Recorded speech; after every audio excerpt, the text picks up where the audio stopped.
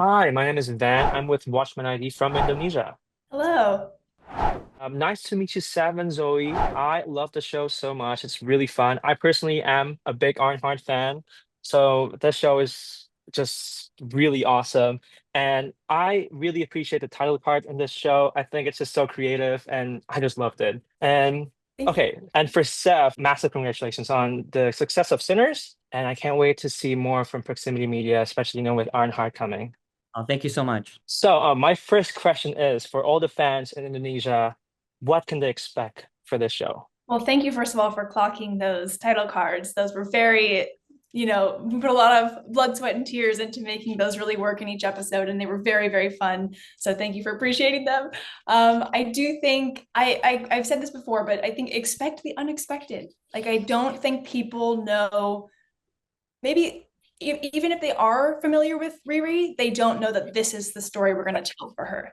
So that's very exciting to me because I do think, especially when we have so much storytelling in the MCU, finding ways to surprise our audiences is always a challenge. And it's one that I think the character of Riri really offered us great opportunities for.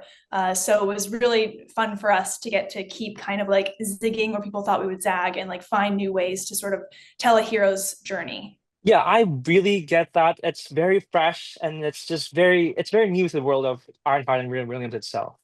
And speaking of that, our Watchmen ID friends, a fellow content creator named Dara Swunga, she had a question that is very interesting to me. So, what was the first idea behind the concept of the show, which is combining technology and wizardry or magic? Because obviously, it's just such a interesting combination, especially in the MCU.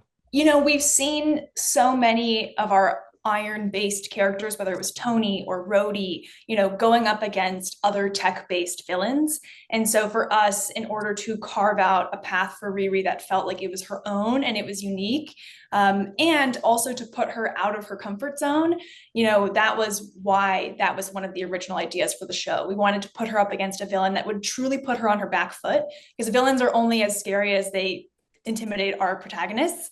If our protagonist isn't scared of our villain, we won't be scared of our villain. So finding a villain who would truly,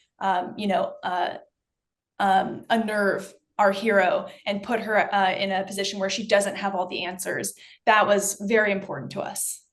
Yeah, because the Hood is scary. Yeah. He is super scary. And speaking of that, the credit scene implies a lot of things that is coming after the show as a follow-up. My question is there plans for a second season or a follow-up series for this?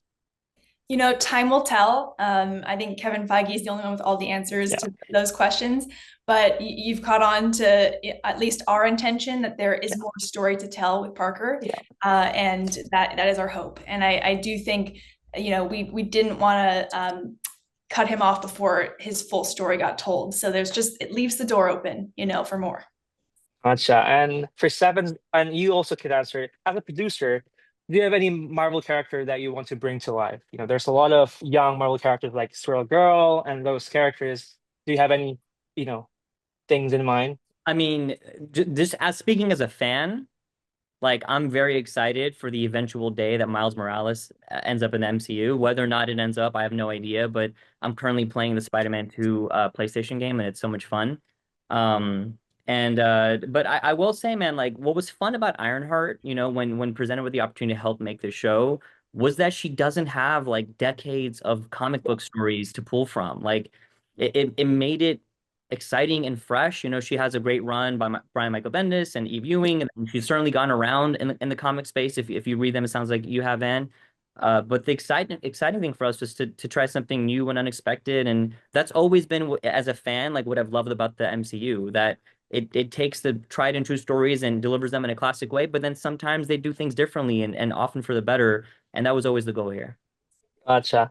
And here at Watchmen ID, we are known for giving our ratings for our reviews for shows and films. It's not with numbers. We use iconic lines, iconic moments, or something that memorable from our movies. So if you're our reviewers for like a few seconds, what would that rating be out of 10? So let's say for Sinners, we did Our Heavenly Father out of 10 as our review. Ah, Yeah. that's amazing. Oh my God, that's amazing. Mm. Like, what's an iconic line that would Yeah. be like For me, it was live, love, laugh out of 10. Great, that's great. you've done it better than we could. I mean, one that we quoted all the time that for me it was like, okay, things are getting cool, things are getting interesting, was we in danger, girl. We named it out of 10. That's good. That's good.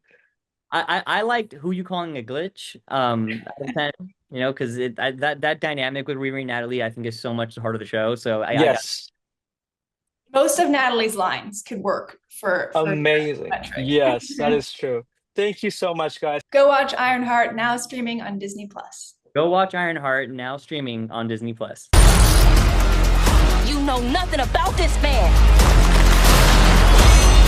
You're gonna end up dead or in jail. This is so much bigger than that.